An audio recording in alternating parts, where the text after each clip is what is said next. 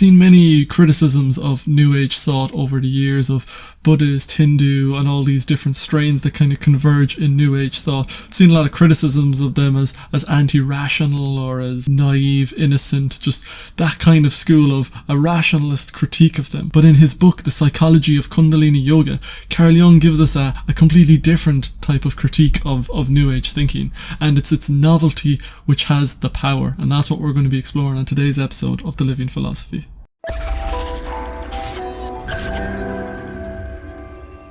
In these matters, one needs a great deal of psychology in order to make it palatable to the Western mind. If we do not try hard and dare to commit many errors in assimilating it to our Western mentality, we simply get poisoned. For these symbols have a terrible clinging tendency. They catch the unconscious somehow and cling to us. But they are a foreign body in our system, corpus alienum, and they inhibit the natural growth and development of our psychology. It is like a secondary growth or a poison. Therefore, one has to make almost heroic attempts to master these things, to do something against those symbols in order to deprive them of their influence. Perhaps you cannot fully realize what I say, but take it as a hypothesis. It is more than a hypothesis, it is even a truth. I've seen too often how dangerous their influence may be. For anyone who's spent any amount of time in the spiritual community, these words might sound at first a little bit foreign, but you'll be able to connect it to something. You'll be able to realize, oh, okay, yeah, maybe there's something going on here. And I guess the main thing you think of is the guru, the kind of guru complexes. You get these spiritual leaders, and because of the kind of New Age ideas, because of the hierarchy of the spiritual, who has the least ego, who is the most spiritually evolved, who's had the most thrilling experiences on a spiritual level. Well, these things create a sort of hierarchy within a spiritual community, and you get egos that become inflated, because not only are they inflated in the way that we might say a spiral dynamics orange, someone who's got a lot of status, who's worldly, but in this green sphere of spiral dynamics, in this spiritual domain, the hierarchies, it's subtler in some sense, because it's psychologically based rather than based on material things, rather than based on superficial things. It's based on where is your psychology at, what experiences have you had. So it's a fascinating beginning to peel back those layers and to see the sort of hypocritical kind of bullshit that lies within there.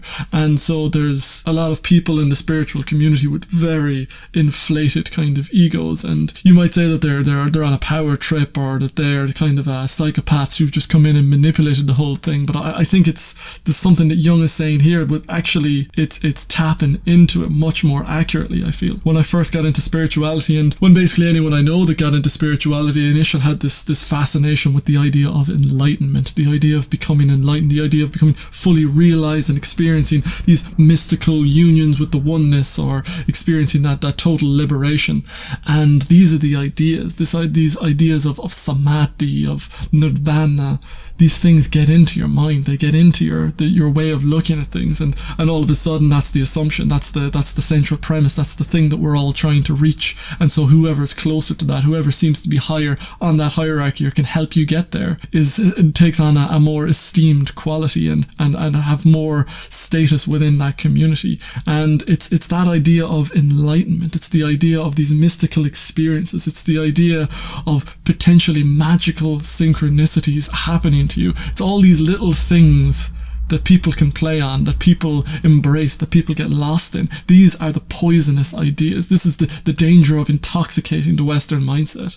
And in an early video of The Living Philosophy, we looked at the parallels between the situation of modern religious making, modern religious seeking, and the Roman situation. And it's that we look to the east, we look to these exotic flowers, because in the case of the Romans, their old pagan religion had grown dull to them. It had lost the grip on their psyche. And the same thing has started to happen with Christianity in the West. It's become mundane, it's become the religion we grew up with, and it's lost that hold on us that it would have had in earlier years and at lower levels of development. And so when we look to fulfill that kind of a religious meaning, that psychological higher meaning, we look to something exotic. And then the Romans looked at they got sick of their paganism, they looked at this exotic Christian religion, to the Isis cult from Egypt, to the myths Mithras cult in the Middle East. And we've done the same thing, just slightly further afield. We've looked to the Indian religions, the Hinduism and the Buddhism. And the Buddhism, I guess, more probably coming from further in East Asia, looking at the Zen tradition is more popular. But you've also got the Vipassana groups, the old Theravada groups. And then you've got the Vedas, the Bhagavad Gita, the Hare Krishnas, all these things, they develop a certain gravity and modernity. And there's also the Taoists coming from China. So we've taken in these Eastern things. And what Jung is saying is that you're taking a foreign flower, you're taking an exotic flower, and you're trying to graft it onto a root system which it did not evolve with, which is a completely unrelated root system. And while I'm not sure that Jung's sentiment holds up, I'm not convinced by it necessarily. Certainly with the Indians, you could look at a common Indo-Aryan heritage or Indo-European heritage, but I'm not sure. But there's something in what he's saying. It's the exotic thing polluting our minds, or if not polluting, then it's dangerous, and we have not treated it as dangerous. We've treated it as something exciting, as something novel, as something true. And so we're all seeking this thing that very few of us have had any experience of, and so we get drunk on it because it's like discovering a whole new world, and everything is fresh and beautiful, and all of a sudden the old rules of life have completely changed, and you're playing a whole new game, and so you're ungrounded. You begin to develop this new idea of reality, and all of a sudden you're cut off from the foundation of which your entire life was built up on to that point. All your assumptions, all your perceptions can be slightly altered, and it's at that place that people become very vulnerable, that people can get taken advantage of within the spiritual community. And it's really for me it's quite frustrating and infuriating sometimes when you see people doing that, and even the people taking advantage can be doing it unconsciously. It's the whole thing just reeks of a sort of intoxication, of a sort of a poisoning and ungroundedness. I think that the idea of spiritual bypassing is one of the most important ideas to understand in spirituality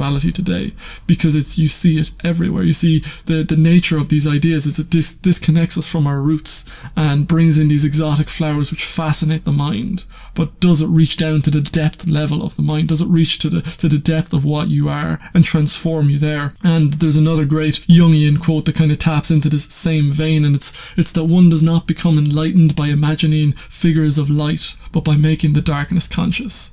And I guess that's what we're looking at in terms of the work of psychology, of depth psychology, of dream psychology, of getting into your own mind, getting into your own roots, getting into your own reality, going home for Christmas and experiencing those conflicts, experiencing what it's like, what does that trigger in you.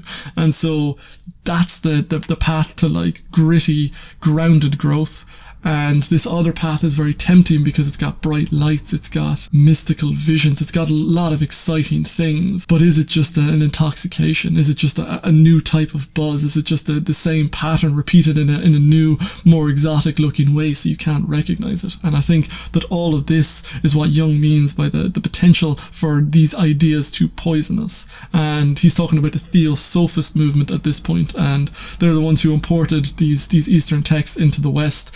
And that's what evolved into the New Age in the 60s and onwards to where we are today. So that's just something that I wanted to explore in today's episode of The Living Philosophy. If you've enjoyed it, please subscribe if you haven't already. And I'd love to hear from you down in the comments if you have any thoughts, insights, or feedback on this video or on the channel in general. And otherwise, I shall see you next time. Thank you for watching.